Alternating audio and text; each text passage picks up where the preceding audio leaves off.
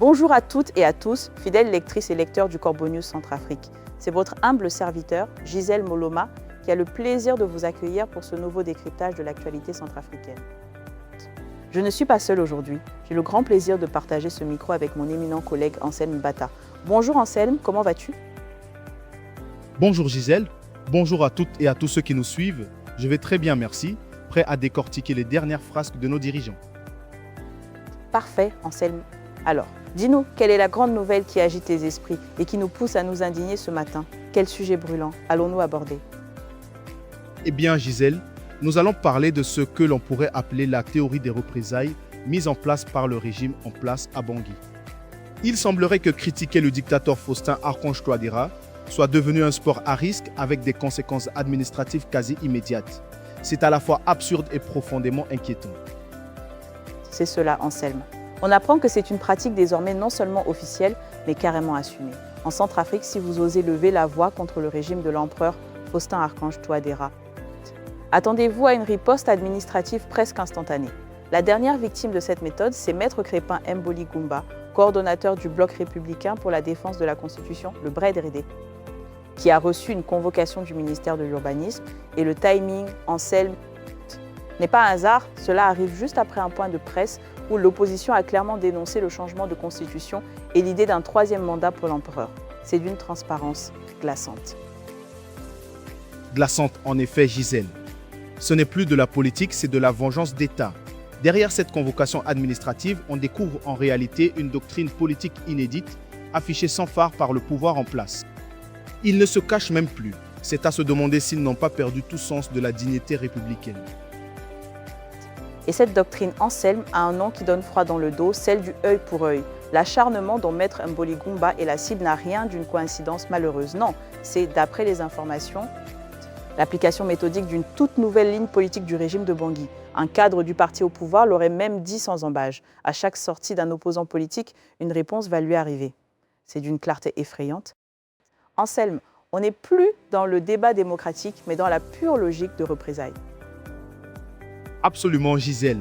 Et cette déclaration d'un cynisme achevé nous éclaire sur les véritables motivations de cette descente sur le terrain, menée un certain mardi de juin. L'administration publique, figurez-vous, est maintenant officiellement utilisée comme un vulgaire comité de censure et de punition. C'est l'État transformé en milice de service, une honte. Et quel est le crime de Maître Crépin Mboli Goumba, Anselme?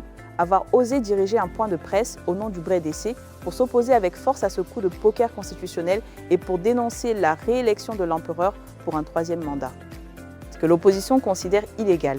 Il a même réitéré sa position sur Radio Ndeke Luka.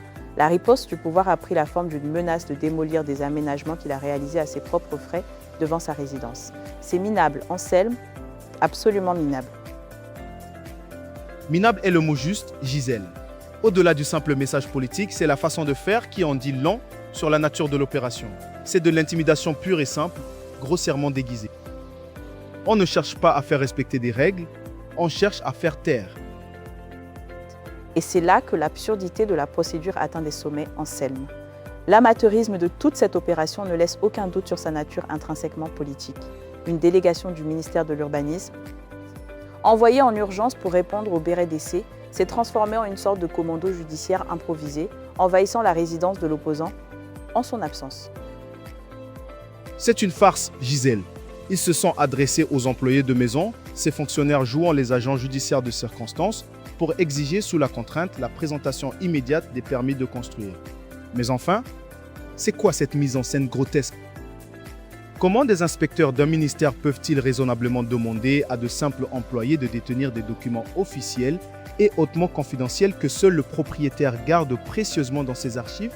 C'est absurde. Risible si ce n'était pas si grave. L'objectif est limpide, Anselme. Il n'était absolument pas question de mener un contrôle d'urbanisme sérieux. Il s'agissait bien d'instaurer un climat de peur et d'insécurité jusque dans le sanctuaire personnel de l'homme politique. Ils veulent frapper au plus intime pour faire plier. Mais heureusement, Gisèle, l'opposition n'est pas restée les bras croisés devant cette tentative grossière de pression. le camp de Maître Mboli Goumba a riposté et avec des éléments d'une solidité qui devrait faire rougir de honte le ministère concerné. Exactement, Anselme, les preuves sont là, irréfutables, devant la mauvaise foi affichée par l'État. Pour mettre fin à cette intimidation politique, le parti de l'opposant a aussitôt publié tous les documents justificatifs. Maître Mboli Goumba a montré une autorisation en règle accordée par la mairie de Bangui depuis septembre 2012, c'est-à-dire bien avant que l'empereur Faustin ne s'installe au palais. C'est une baffe en plein visage, Gisèle, et les photos, de jour comme de nuit, de cette devanture, elles montrent que ces aménagements bénéficient d'abord et avant tout aux habitants du quartier. Un espace public propre, pavé, éclairé par des lampadaires branchés sur le compteur de l'opposant. Les étudiants s'y retrouvent le soir pour réviser. C'est un service public citoyen et non un abus. Et c'est là que le cynisme atteint son paroxysme, Anselme. Pendant que ce ministère s'acharne sur des lampadaires qui rendent service, il se voile la face devant des débordements bien plus graves sur la même avenue Charles de Gaulle.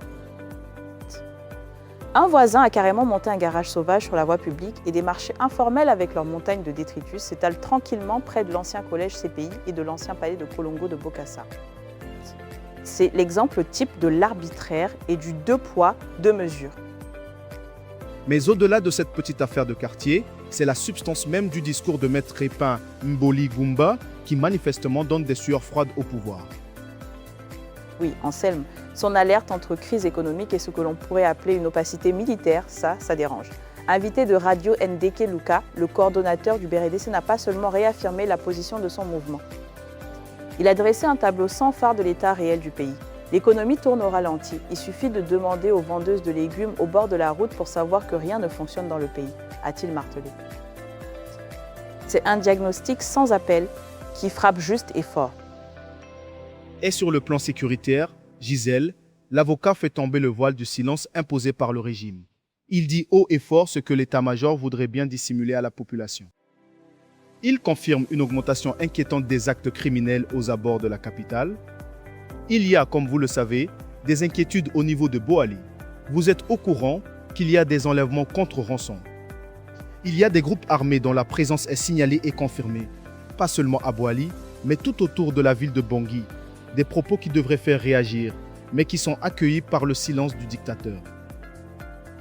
C'est une réalité glaçante, Anselme, et cette dégradation de la sécurité crée aussi un climat de terreur la nuit à Bangui. L'armée fait voler un vieil hélicoptère de combat d'origine soviétique au-dessus de la ville jour et nuit, laissant les habitants dans la confusion et l'angoisse. L'opposition y voit le miroir d'un pouvoir fébrile qui militarise le ciel sans la moindre explication à ses propres citoyens. C'est une façon de crier sa faiblesse et non sa force.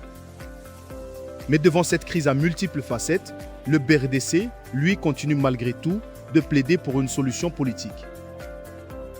Oui, Anselme. Maître Crépin Mboli Goumba insiste et signe. La seule issue qui respecte la loi, c'est le dialogue politique. Une proposition que le dictateur Faustin Archange Touadéra aurait, semble-t-il, décidé d'ignorer, voire d'enterrer. Unilatéralement, c'est une fermeture totale au débat. Et l'opposant rappelle la ligne claire du BRDC. Le dialogue politique que nous avons demandé à l'époque reste d'actualité, mais de nature différente. La crise s'est aggravée, aussi bien sur le plan politique, économique que sécuritaire. C'est un constat amer, Gisèle, qui montre bien que le temps presse et que l'entêtement du pouvoir ne fait qu'empirer les choses.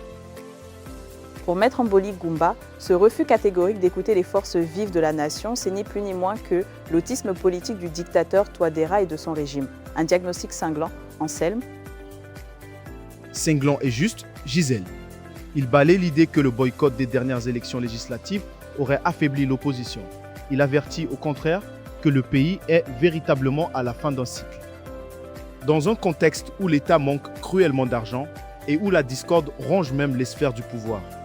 Il appelle donc à un réveil des hommes d'État pour que le transfert du pouvoir ne se fasse pas dans la violence.